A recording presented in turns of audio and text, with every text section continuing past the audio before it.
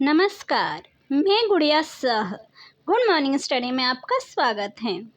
क्या है डब्बा कॉलिंग, जिसका इस्तेमाल कर गैंगस्टर्स विदेश में बैठकर मांगते हैं रंगदारी। जाने सब कुछ। क्या है डब्बा कॉलिंग?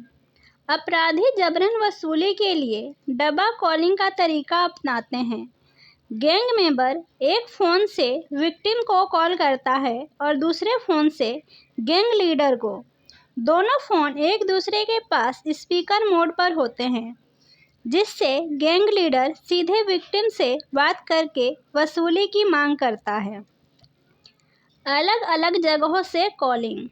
अधिकतर मामलों में गैंग मेंबर और गैंग लीडर दोनों अलग अलग जगहों पर और कई मामलों में अलग देश में होते हैं और धमकी देने के लिए वॉइस ओवर इंटरनेट प्रोटोकॉल अर्थात VoIP यानी इंटरनेट कॉल का इस्तेमाल करते हैं। कौन है निशाने पर, आइए जानते हैं।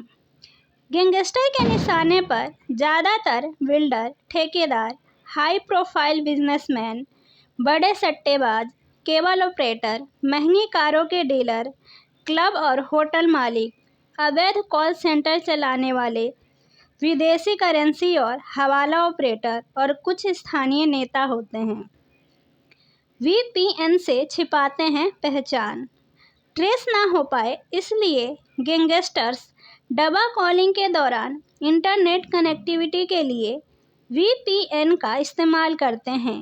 VPN यानी वर्चुअल प्राइवेट नेटवर्क डिवाइस और सर्वर के बीच इनक्रिप्टेड कनेक्शन होता है, जिससे किसी की ऑनलाइन पहचान छिपाई जाती है। पुलिस के लिए सिरदर्द डब्बा कॉलिंग।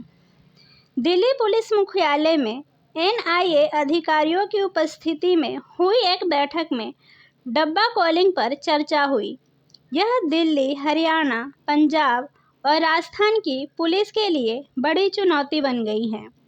माना जा रहा है कि गोल्डी बरार, रोहित गोदारा और अनमोल बिश्नोई जैसे गैंगस्टर्स इसी तरीके से जबरन वसूली की वारदातों को अंजाम देते हैं।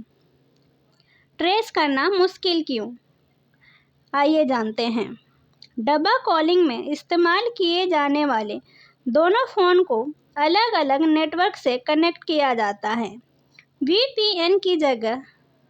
VPN की वजह से कॉलर की पहचान नहीं हो पाती।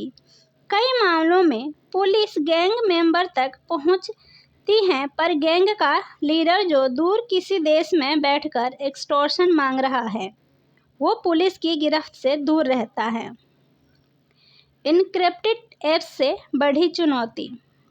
पुलिस की रिपोर्ट के अनुसार गैंगस्टर्स वसूली के लिए end to end encrypted apps का उपयोग करते हैं। कई मामलों में संबंधित ऐप ने विदेशी लोकेशन का हवाला देते हुए जानकारी देने से मना कर दिया। यदि जानकारी मिलती भी है तो VPN के कारण IP एड्रेस विदेशी निकलता है। धीमी कानूनी प्रक्रिया भी चुनौती। कानूनी प्रक्रिया में महीनों लग जाते हैं और तब तक गैंगस्टर अपनी जगह बदल चुका होता है। अगर IP एड्रेस भारत का मिलता है तो अक्सर पता चलता है कि सिम कार्ड या डोंगल फर्जी दस्तावेजों पर खरीदे गए थे और अपराधी पकड़ा नहीं जाता। ऐसी ही अन्य खबरों की जानकारी के लिए हमारे चैनल पर बने रहें। धन्यवाद।